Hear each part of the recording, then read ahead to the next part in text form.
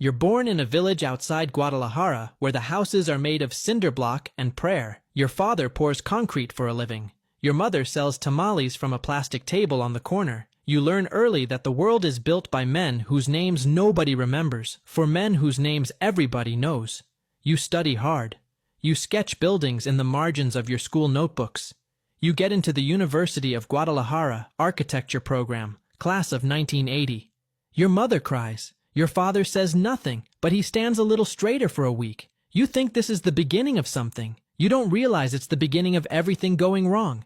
You graduate with a degree and a head full of load-bearing calculations, tensile strength ratios, soil compression tables. You can design a building that stands for 100 years. But Mexico doesn't need another architect. Mexico needs cheap labor and silence. You take drafting jobs. You pour concrete like your father. You do small renovations for people who haggle your price down to nothing. By 35, you have a wife, 2 daughters, and a quiet understanding that your degree is a decoration on a wall in a rented apartment. The country doesn't care what you know. It cares what you're willing to do. The man finds you at a construction site in Zapopan. He's wearing a polo shirt and driving a truck that costs more than your apartment. He doesn't introduce himself. He says he heard you're good with soil. He says he has a project near the border. Long-term, well-funded. He names a number that would take you 3 years to earn. You ask what kind of project. He smiles like you've told a joke. Construction, he says. And that's the last honest word anyone will say to you for a very long time. They drive you to a warehouse in Tijuana's Garita de Otay district. The building is unmarked, surrounded by other warehouses. Forklifts beeping, trucks reversing, the ordinary music of commerce. Inside it smells like wet earth and diesel. There's a hole in the concrete floor, 35 feet straight down. A steel cage on an electric pulley. You look down and see fluorescent light glowing from somewhere beneath the surface. The man in the polo shirt hands you a hard hat. Your office, he says. You descend. The cage rattles against the shaft walls. At the bottom, a chamber opens into a tunnel that stretches beyond the reach of the lights. The ceiling is arched. PVC ventilation tubes run along the top like veins. A rail track is bolted to the floor. The air is warm and tastes like clay. You realize 3 things simultaneously. This tunnel crosses the border. This tunnel is worth millions. And you are no longer a free man. The crew is 17 men. Most of them are younger than you. They were picked up at bus stations, street corners, migrant gathering points.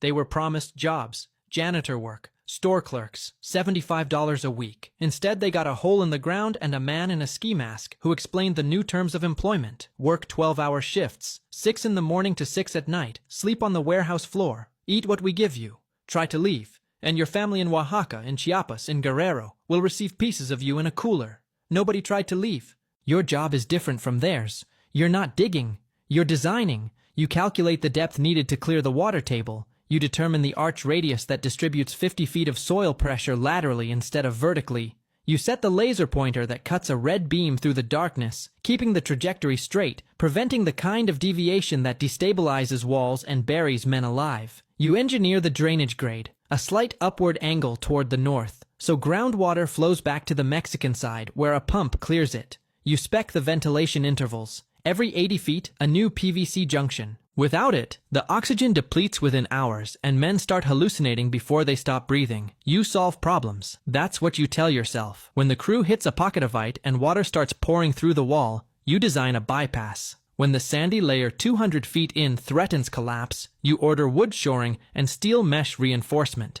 When the pulley system jams and 4 tons of sandbags back up in the shaft, you recalibrate the motor. You are an architect. You are solving problems. You don't think about what travels through the tunnel after the last sandbag is hauled up. You don't think about the 17 men sleeping on concrete who will never see payment, who know the layout of a multi-million-dollar criminal corridor, who are, in the cartel's arithmetic, liabilities with heartbeats. 5 meters a day, 16 feet. That's the pace. 5 or 6 men at the face, chipping with electric spades and picks,